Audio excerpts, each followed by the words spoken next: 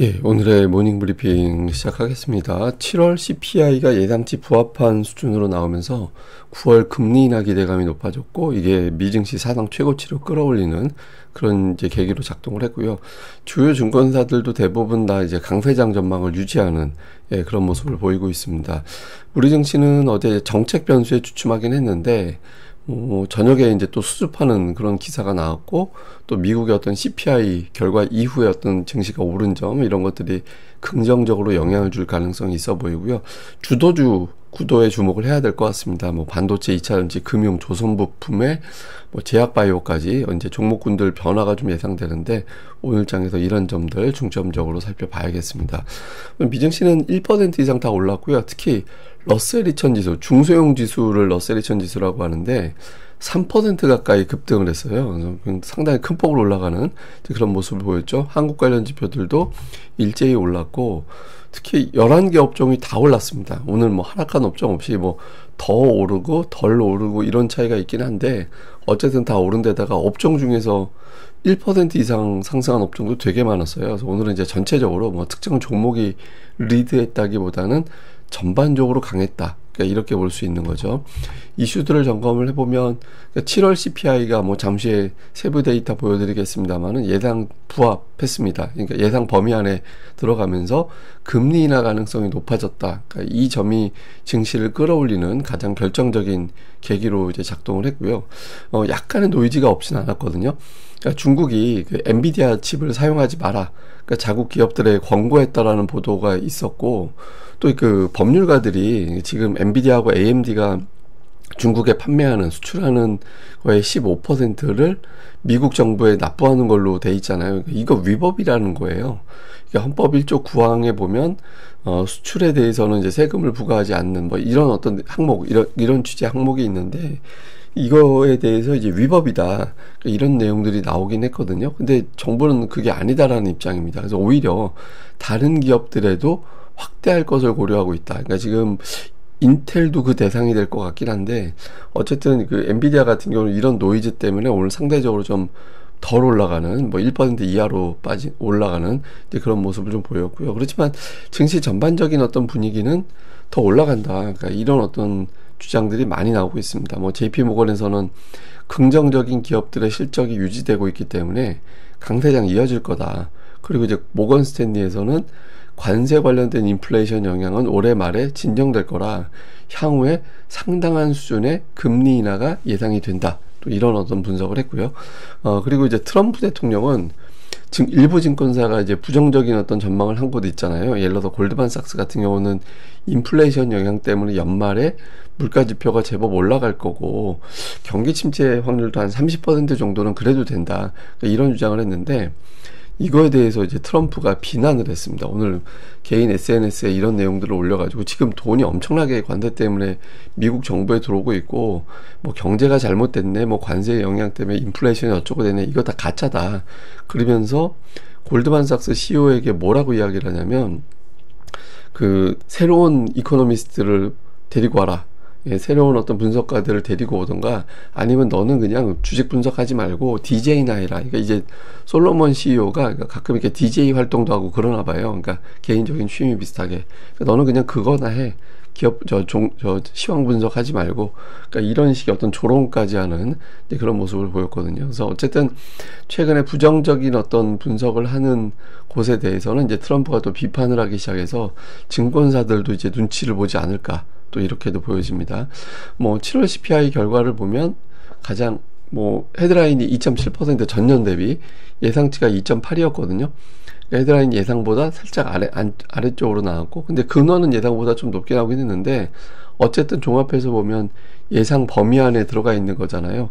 살짝 이제 좀 올라가는 듯한, 그래서 관세 영향이 있나 보다라는 느낌이 들긴 하는데, 어쨌든 걱정했던 것보다, 제가 앞에 이게 3자 들어가면 골치 아파진다고, 헤드라인이 예상치가 2.8인데 앞에 3점 이렇게 나오면 충격받을 수 있다라고 말씀을 드렸었잖아요. 근데 그 상황은 아니다라는 점에 좀 안도를 했고, 그리고 항목별로 보면은 에너지 가격이 빠진 거, 가솔린이라든가 이런 것들이 빠지면서 전체적으로 상승을 좀 제한하는 그런 역할을 했는데, 최근에 에너지 가격이 계속 안정되고 있고, 그다음에 미국과 러시아 간의 정상회담 이후에 만약에 그 전쟁 종식까지 나오게 되면, 그러면 에너지 가격은 더 안정될 가능성이 있거든요. 그래서 CPI가 이거보다 더 튀게 올라갈 것 같지는 않다, 이런 식으로 투자자들이 생각을 한 것 같습니다. 그래서 뭐 올라간 품목이 되게 많긴 한데, 전체적으로는 그래도 예상했던 것보다는 뭐 크게 튀어 올라가거나 그러진 않았으니까 괜찮을 것 같아, 이렇게 좀 안도를 한 것 같고요. 그 결과로 9월 금리 인하 확률은 94%까지 올라갔습니다. 그러니까 어제까지 86% 정도 됐었거든요.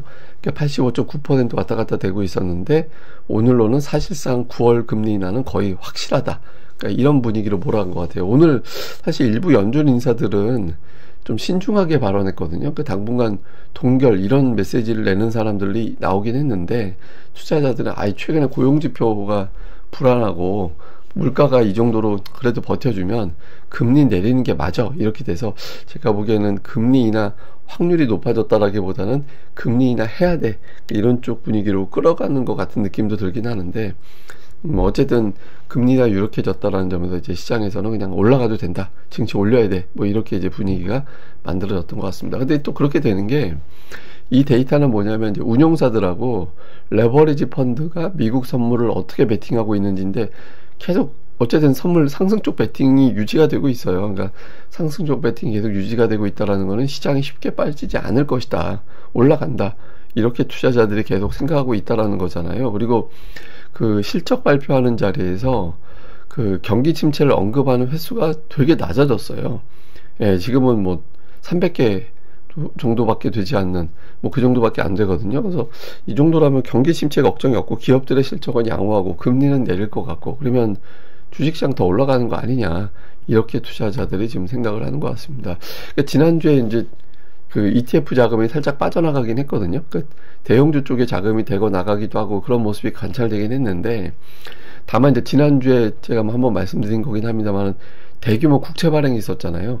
예, 대규모 국채 발행이 있을 때는 자금이 약간 이제 주식시장에서 채권 쪽으로 조금 넘어가는, 그 국채 입찰에 합류하기 위해서 약간 그런 것들이 가끔은 있습니다. 그래서 지난주 ETF 자금이 빠져나간 건 아마도 국채 일정하고 좀 연결이 있었던 것 같고, 오히려 이제 오늘 야후에 나온 기사에 의하면 그 돈이 들어오는데, 기존에는 보통 이제 소매 판매자라고 표현합니다. 개인 투자자들이 자금을 계속 쏟아부으면서 증시를 그동안 끌어올렸다, 이런 분석들이 많이 있었잖아요. 근데 최근에 기관도 합류하고 있다라는 거예요. 그러니까 작년 9월 이후에 최대 규모로 기관이 붙고 있어서 지금은 모든 투자자들이 조정시 매수하고 있다. 그래서 증시는 더 올라갈 수 있다. 그러니까 수급상, 그러니까 모든 투자들이 그러니까 경쟁적으로 개인 투자자, 기관 투자자 이렇게 다 매수하고 있기 때문에 시장이 쉽게 밀리기 어렵다라는 거예요. 그래서 지금 이제 주식시장은 그냥 한마디로 그냥 유동성 장세 같은, 예, 그런 어떤 상황이 이어지고 있다, 뭐 이런 식의 어떤 분석도 나오고 있습니다. 뭐 오늘 시가총액 20위 내에서 월마트 빼고 다 올랐거든요. 예, 그래서 좀 뭐 특별하게 어떤 특징주를 이야기하기가 좀 그런데, 일단 항공주, 예, 항공주들이 오늘 되게 많이 올라갔고, 다음에 반도체주가 상단에 많이 들어가 있어요. 그리고 인텔도 5.6%, 그러니까 인텔 CEO가 트럼프가 막 너 그만둬 이렇게 비판하니까 백악관 들어가서 트럼프하고 면담했죠. 그러면서 트럼프는 뭐라고 했냐면, 인텔 CEO가 조만간 자기한테 좋은 제안을 할 것 같다. 이거 한마디로 제가 추측하기에는 그 AMD하고 엔비디아 같이 중국에 수출하는 비율의 일정 수준은 돈으로 정부에다 납부할게, 뭐 이렇게 얘기하지 않을까, 이렇게 추정이 되거든요. 근데 어쨌든 백악관에서도 다른 기업들도 이렇게 이제 세금 납부해야 돼, 이런 식의 어떤 주장을, 이런 어떤 이야기를 하고 있거든요. 근데 어쨌든 어떻게 돌아갈지 봐야 되겠고, 근데 반도체주가 되게 강해요. 그러니까 필라델피아 반도체 지수 보면 오늘 3% 가까이 올라갔거든요. 그래서 이런 점들은 이제 우리 증시에 영향을 줄 수 있는데, 어제 이제 문제는 어제 막판에 이렇게 좀 흘러내렸듯이 아직은 박스권, 근데 올라갈 만하면 뭔가 자꾸 핑계거리를 만들어내는 게 고민이긴 하죠. 그러니까 증시 보면 한 달 동안 박스권이에요. 예, 지금 7월 이후에 최근 한 달 동안 딱 놓고 보면은 하단 3,150, 상단 3,250, 이 100포인트 안에 갇혀 있거든요. 근데 이게 전혀 이상한 게 아니에요. 그러니까 이게 이제 이번 어떤 상승장에서도 보면 지난번에 6월 때도 한번 이렇게 박스권에 갇혀 있다가 한번 확 밀어 올린 상태에서 지금 박스권에 갇혀 있는 그런 모습이거든요. 그때도 보면 3100을 축으로 위아래 3050, 3150 이 안에 갇혀 있었어요. 예, 그러고 있다가 지금은 그 박스권이 100포인트 정도 위로 올라온 상태에서 되고 있는 거거든요. 그래서 시장은 일단 크게 올라가고 나면 일정 수준 이제 옆으로 횡보하면서 매물 소화하고 그 다음 올라가고 이런 과정이 반복되고 있기 때문에 지금은 그냥 그런 범위 안에 있는 거다 이렇게도 해석이 될 수 있습니다. 그리고 수급을 보면 뭐 최근 들어서 외국인들이 적극적인 매수는 안 합니다. 그러니까 3,500억 원 이상의 매수 자금을 주식시장에 들여놓는 건 아니지만 그렇다고 하락 배팅도 없어요. 그러니까 이제 최근 5일 동안 보면 뭐 코스피 매수 매도 엇갈리고 선물은 매수하는 날이 더 많고 옵션도 보면 뭐 딱히 뭐 하락 쪽 배팅을 강화한다. 예를 들어서 풋옵션을 매수한다든가 뭐 이런 것들이 관찰되고 있지는 않거든요. 그래서 외국인들은 그냥 박스권 안에서 종목별로 선별적인 종목 장세를 즐기고 있다. 이용하고 있다. 뭐 이 정도 흐름이라고 봐야 됩니다. 그래서 시장은 뭐 특이하게 어떤 겁먹을 상황이 빌드업되고 있다. 이런 느낌은 아닌데 다만 이제 너무 박스권이 길어지게 되면 이제 일부 투자들이 좀 걱정하기 시작해서 뭔가 좀 핑계거리가 있을 때 이걸 한번 넘겨줄 필요가 있죠. 그래서 오늘 같은 날 미국 금리 인하에 뭐 반도체 강하게 올라간 날 이런 것들이 좀 변화를 주는 계기로 작동하면 좋을 것 같습니다. 코스닥 지수 같은 경우는 월봉으로 보면 지금 5개월 연속해서 플러스거든요. 그러니까 코스닥이 제가 알기로 역대 7개월까지가 최장일 거예요. 8개월 연속 올라간 적은 제가 없는 걸로 알고 있는데 어쨌든 코스닥 시장은 꾸역꾸역 계속해서 플러스는 내는 그런 흐름들이 나오고 있거든요. 근데 수급상으로도 보면 괜찮아요. 그러니까 기관 투자자들 보시면 기관 투자자들이 최근에 계속 매수하는 날이 더 많잖아요. 그러니까 이틀 연속 매도, 8월 이후에는 이틀 연속 매도가 없거든요. 그리고 이제 외국인 투자자들도 8월 보면 매수한 날 매도한 날이 비슷해요. 그러니까 그 개인 투자자들이 순매도한 날이 더 많습니다. 그러니까 이렇게 되면 종목 장세가 나오기에는 굉장히 좋은 조건인데다가 최근 고객의 따끔 보면 3일 연속해서 자금이 늘어나니까 제가 이제 월말 월초에는 자금이 특이하게 움직여서 그걸 빼야 된다. 그래서 뭐 그때 뭐 3조 원 들어와서 혹시 기사에 뭐 뭉칫돈 들어왔다 이런 기사 나올지도 모르는데 이거 무시해야 된다고. 이 자금은 어차피 2, 3일 거래일 지나면 쑥 없어지는 거라서 그게 지나가고 나서 이제 봐야 되는데 아마도 실질 예탁금은 조금 늘어날 가능성이 있다 이 말씀 드렸잖아요. 근데 이제 실제로 자금이 조금씩 유입되는 그런 모습들이 관찰되고 있거든요. 그러니까 개인들도 조금은 매수할 수 있는 힘이 있고 외국인 기관이 매수하고 있고 그래서 코스닥은 종목 장세가 좀 활발하게 이어질 가능성이 있다. 그래서 지금은 지수에 대한 걱정보다는 어떤 종목이 올라갈 거냐 여기에 대해서 집중하는 게 맞다 이런 말씀을 계속 드리고 있죠. 그럼 걱정이 이제 어제 양도세 이슈였는데 아침에는 이제 정책위원장이 대주주 기준 50억 원 유지해야 된다고 이 입장을 대통령실에 전했다. 이 보도 때문에 올라갔다가 대통령실에서 양도세 기준은 이제 지켜봐야 된다. 지금 상황은 지켜볼 거다라는 취지로 이야기를 해서 그러면 어쩌면 10억 원으로 될 수도 있는 건가? 이런 걱정을 유발하게 됐죠. 근데 제가 어제도 말씀드렸지만 이런 원론적인 이야기밖에 할 수밖에 없다. 지금은 이제 입법 예고가 되어 있는 상태라서 14일까지 입법 예고거든요. 그래서 14일까지 입법 예고하고 그 예고된 거를 바탕으로 법제처에서 이걸 손을 보고 그다음에 이제 국무회의 들어가고 대통령이 국회로 보내고 국회에서 다시 이제 이걸 갖다가 이제 협의를 해서 그다음에 다시 대통령실로 정부로 보내면 정부에서 그걸 갖다 공포하고 이런 과정이 나오게 되는데 입법 예고는 우리가 이런 법안을 올렸습니다라고 예고하는 기간이에요. 아직까지는. 근데 예고 기간에 갑자기 우리가 이걸 바꿀 겁니다. 바로 얘기하는 할 수가 없거든요. 원론적인 얘기 나오는 게 당연한데 좀 시장에서는 과하게 반응한 측면도 있는 것 같습니다. 근데 어쨌든 어제 밤에는 또 이제 여당에서 9월 전에 교통정리 할 거다. 예, 그래서 이제 이게 여당 쪽 의지가 좀 있어서 현재로서는 그냥 대통령실도 받아들이는 쪽으로 가지 않을까. 그러니까 제가 보기에는 하여튼 기재부하고 제 추정입니다. 기재부하고 여당하고 약간 의견이 다른 것 같아요. 근데 결과적으로는 여당 쪽의 어떤 의견을 받아들여지지 않을까라고 보여집니다. 근데 어쨌든 가끔가다 이런 식으로 노이즈는 계속 나오긴 할 겁니다. 자, 이후에 이제 시장을 정리를 해보면 CPI에 일단 안도감을 주면서 9월이나 9월에 금리를 내릴 것이다라는 전망이 유지가 됐다라는 점은 다행스러운 대목이고, 다만 이제 약간의 노이즈가 있는데, 그러니까 미국에서 중국의 어떤 칩을 수출하는 게 과연 수출하는 거는 맞는데, 그러니까 중국에서 그거 우리 쓰지 마. 당국에서 이렇게 이야기하고 있다라고 하잖아요. 근데 이게 쓰지 말라고 해서 안 쓸 수는 없어요. 그러니까 미국 칩이 워낙 중국에서 나오는 칩보다 고사양이라서 안 쓸 수가 없거든요. 근데 뭐 이런 노이즈가 있고, 또 이게 수출세 15% 물리는 게 과연 합법적인 거냐, 여기에 대한 논란도 있거든요. 그래서 그러니까 이런 것들에 대한 노이즈가 있지만 어쨌든 반도체 지수는 사상 최고치를 경신했다. 그러니까 우리 증시에서 다시 또 올라갈 수 있는지, 그리고 앞서 말씀드렸던 밤에 또 수습성 기사가 나와서 세제 개편안 관련된 노이즈를 살짝 또 완화시켜주는 기사가 나오는데, 이게 이제 영향을 줄 거냐.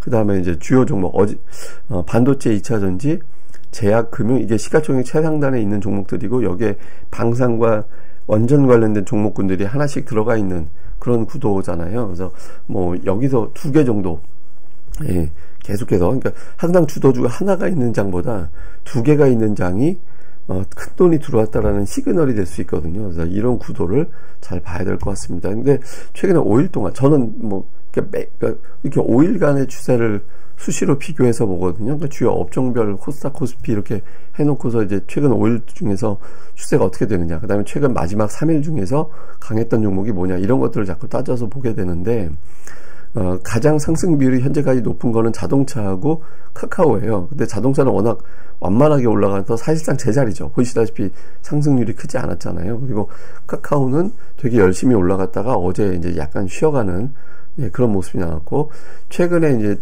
그 3일 동안 놓고 볼 때 올라가는 종목을 보면, 하이닉스가 이제 이틀 연속에서 올라가는 그런 모습을 보였고, 이게 이틀 올라온 거는 현대차하고 하이닉스밖에 없어요. 그러니까 보면. 근데 최근에 3거래일 동안 이제 놓고 봐서 3일 중에서 이틀 올라간 업종들도 좀 보면 하여튼 이런 구도가 있습니다. 그래서, 그러니까 최근 5일 동안 볼 때 초반 이틀 말고 최근에 3일 동안 추세가 바뀐 종목군들을 계속 주목해 볼 필요가 있어요. 그래서 또 이렇게 놓고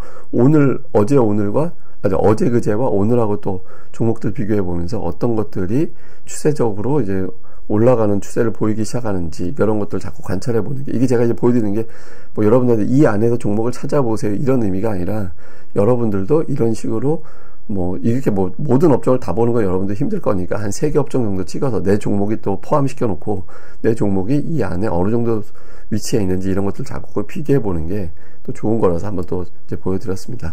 예, 저는 또 다음에 뵙겠습니다. 이 방송 구독하기와 좋아요, 예, 꼭 부탁드립니다. 감사합니다.